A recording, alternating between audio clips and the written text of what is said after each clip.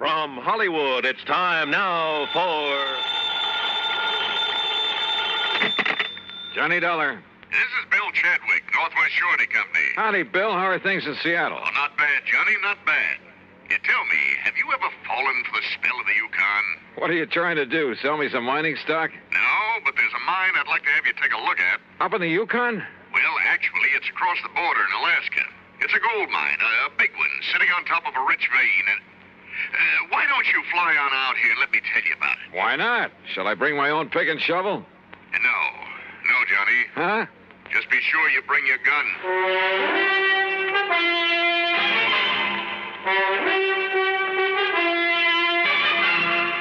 Bob Bailey in the exciting adventures of the man with the action-packed expense account, America's fabulous freelance insurance investigator. Yours truly, Johnny Dollar.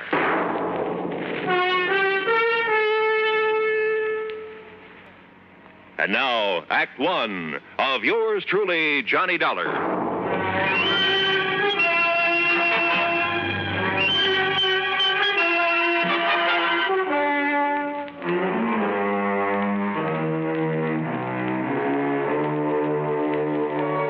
Expense account submitted by Special Investigator Johnny Dollar to the Northwest Surety Company, Seattle, Washington office. Following is an account of expenses incurred during my investigation of the Midnite Sun matter.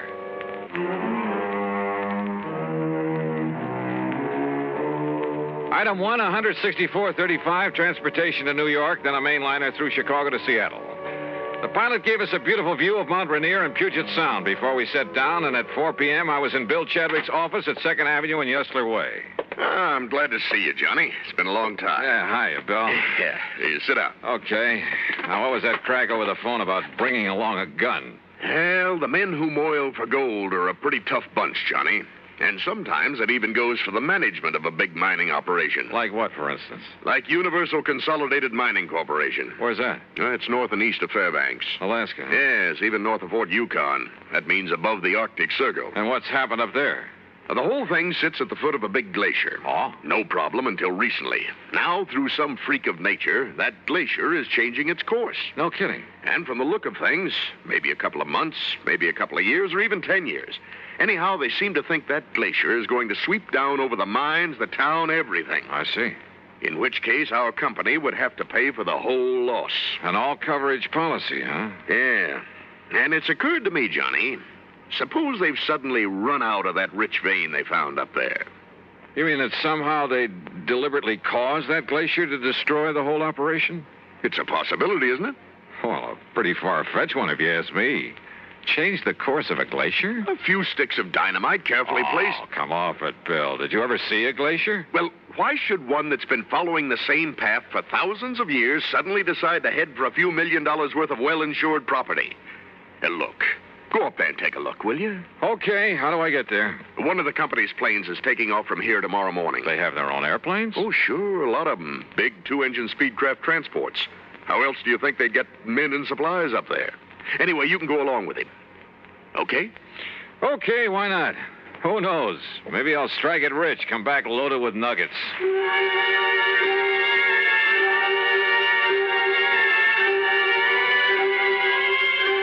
Item 2, $31 even for my room at the Benjamin Franklin and a night on the town. The following morning, well, I suppose I should have wondered why a big cargo plane should take off from a tiny airport far out of town with only the pilot and me on board. Yep, I should have wondered.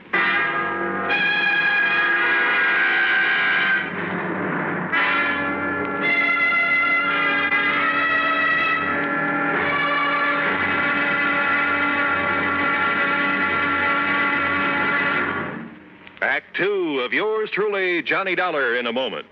And now, Act Two of yours truly, Johnny Dollar, and the Midnight Sun matter.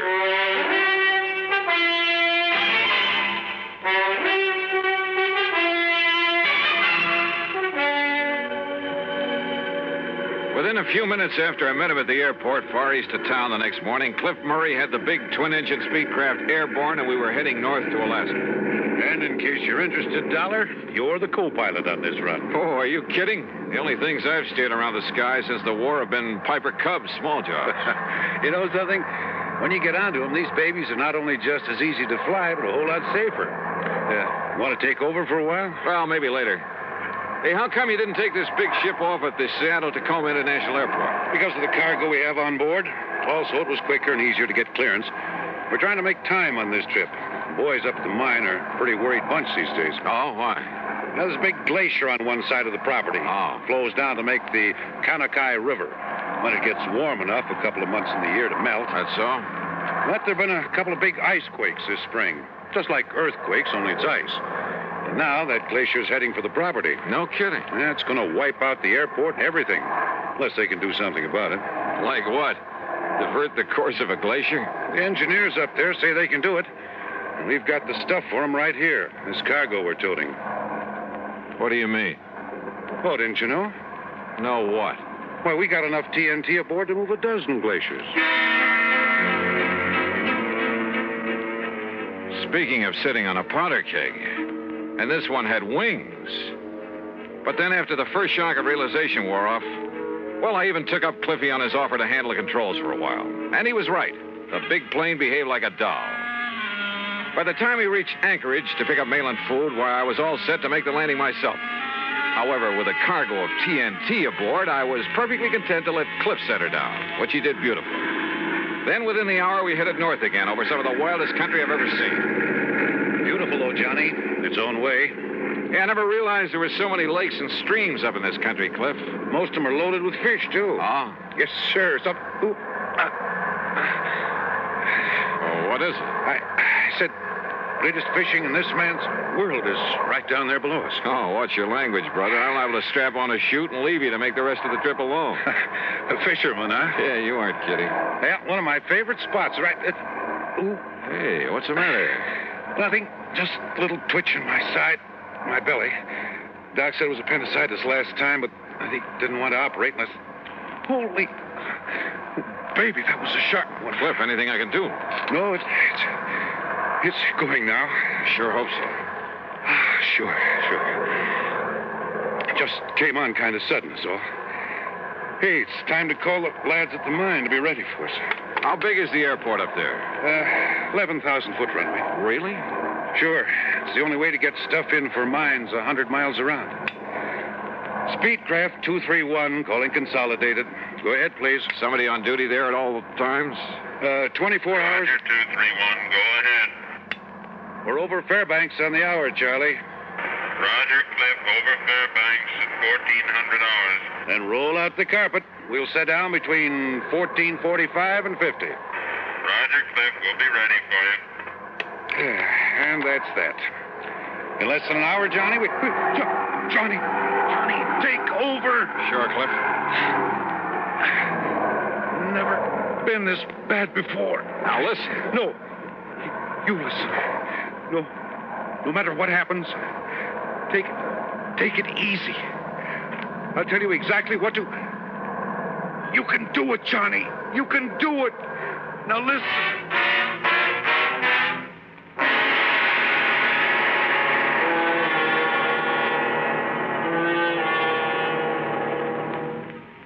Act 3 of yours truly, Johnny Dollar, in a moment. And now, Act 3 of yours truly, Johnny Dollar, and the Midnight Sun Matter.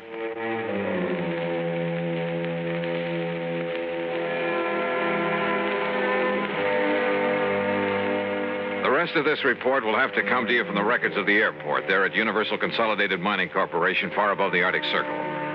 Aboard the big cargo plane loaded with TNT, the pilot crippled with pain, I was a little too busy to make notes to scribble any fancy dialogue. Here, then, is the story as recorded at the tower of the airport. The time is 2:35. Well, there goes the boss's plane to pick up his daughter in Fairbanks, Charlie. Hey, Paul, isn't Cliff about due with 231? He said he'd sit down at a... Speedcraft 231, calling consolidated. Hey, is that Cliff? Speedcraft 231, calling consolidated. It doesn't sound like him. Hello, Cliff? No, this is Johnny Dollar. Dollar? Yeah, it's his passenger. Go ahead, Johnny. Cliff is... Well, look, I've had to take over for him. He's sick. Cliff will give me whatever instructions I need. You sure you can make it, Johnny? Charlie, this is Cliff. Go ahead, Cliff. Johnny can make it. Well, what about that cargo, that TNT? Can you dump it? I can't move to dump it, and Johnny can't leave the controls. Okay, then, Johnny, we'll give you all the help we can from here. Thanks, Charlie. Have you passed the Snake River marker? In about 2 minutes, I think. Okay, now just remember your letdown is on a heading of 035 degrees from that marker. 035 degrees from the Snake River marker, Roger. And, well, now just take it easy, Johnny, and we'll get you down here okay. Thanks, Charlie. Well, it looks like we may have a problem on our hands. Listen, if Cliff says Dollar can bring it down, he can. Just you take it easy when you talk with him.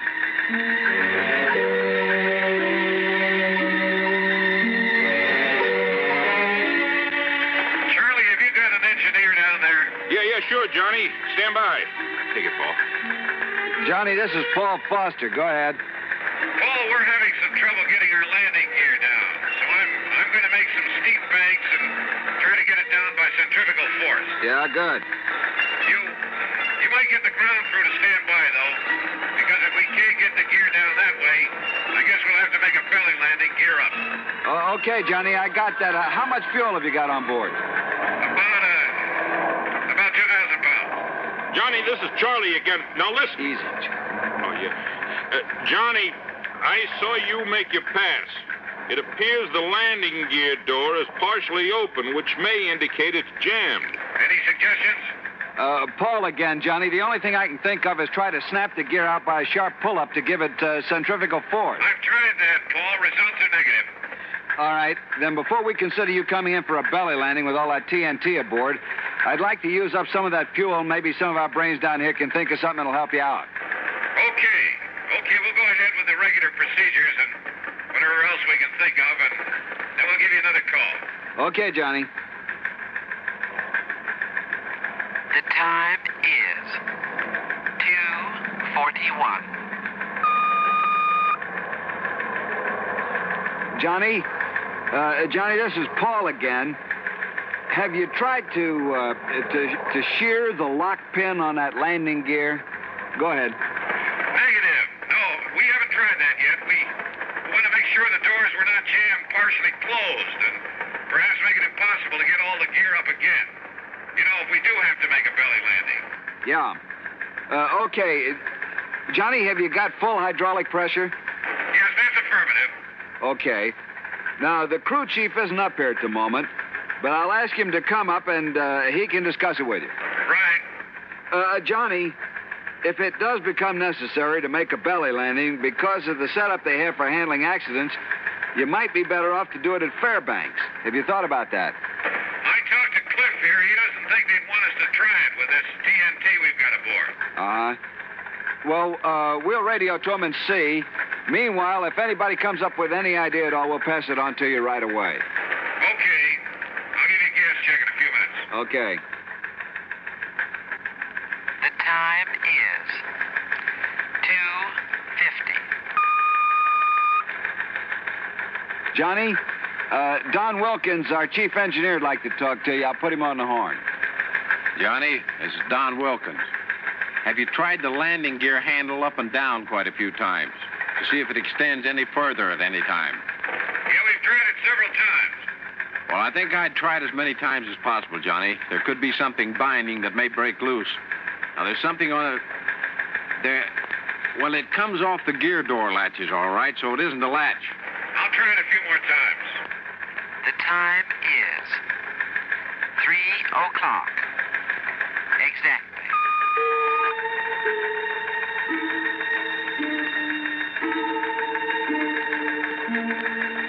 Johnny, this is Paul. How's your fuel situation stacking up now? We have about 950, about 960 pounds. Well, for your information, Fairbanks have advised that they can't take your airplane there because they're jammed up and couldn't clear the field in time. Well, yes, okay. It doesn't look like we'd have enough gas to go over there anyway. Johnny, this is Don Wilkins again. Go ahead, Don. If you feather the number 2 engine, and then just as you unfeather it, slam the gear handle down, Well, maybe the additional torsion that you get may free the gear. Okay, Don, we've already tried that and we came up negative. I think we're stuck with that belly landing. Johnny, this is Paul. We'll get everything ready for you. Are you VFR in this vicinity? You know, under visual flight rules? Yes, affirmative. Johnny, there's one more thing we'd like to have you try, and that is completely unload your hydraulic system, and then try free-falling your landing gear. Did you get that? I did that twice, Don. No luck with it. But we'll try it again. All right, Johnny, fine. The time is 3:28. Johnny, we're going ahead with preparations for a belly landing down here. I see you buzzed the field a couple of times, so you know how much room you've got. You think it looks like much from up here? Now listen, we're going to foam the runway for you. You hear me? Put foam on it. We're doing it now, and that'll kill some of the friction. And if we can get enough on, it'll help against fire if you have any trouble. How's the wind down there? It's south about 3 miles an hour, just light breeze. Well, I wanted to know in case this thing slides off to one side or the other. I don't want to run down any of the other airplanes I can see down there. Not if we can help it. Okay, Johnny, take a run directly over the runway and get the feel of it. Will do.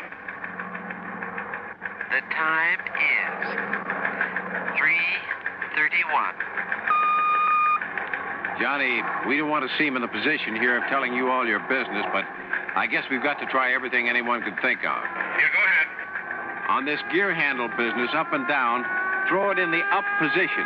But just leave it there for a second, and then slam it down and leave it down for, say, 30 seconds after you put it down. You get that? Okay, we'll do that. We hate to be giving you all this intelligence all the time, but if anybody gets an idea, we pass it on to you for what it's worth. But you've got to be the judge. We're glad you fellas are with us. The time is 3:46. Johnny, how's your fuel now? I wouldn't bank on it much longer. All right. They're laying foam on the runway like crazy, but that foam's only going to last about 25 minutes. Now, assuming they started laying the foam at 30, you should land not later than 55. Yes, well, okay. You give us a word when it's completed. We're going to make one low pass and take a good look at everything. Then we'll come in and land. Okay? Roger. I got your remarks. The time is 3:51.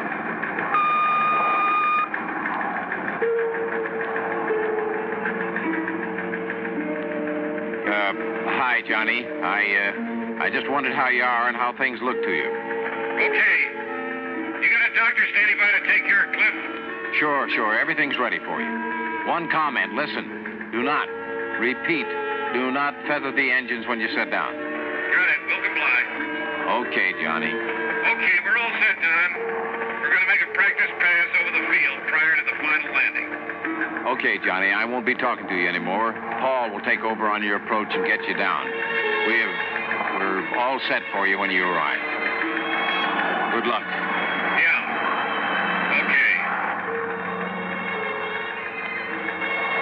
The time is 3:54.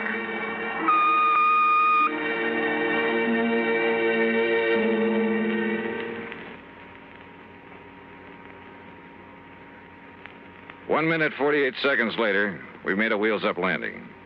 Cliff, the company doctor tells me his appendectomy was a complete success.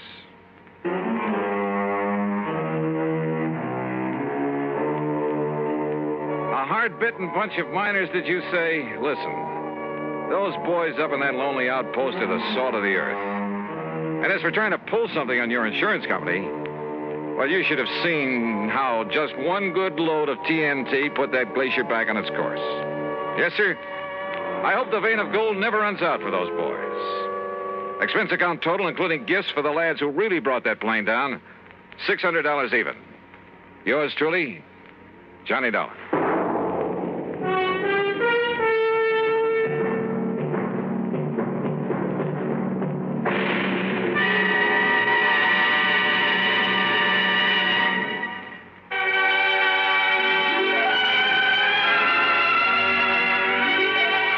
truly, Johnny Dollar, starring Bob Bailey, originates in Hollywood and is produced and directed by Jack Johnstone, who also wrote today's story.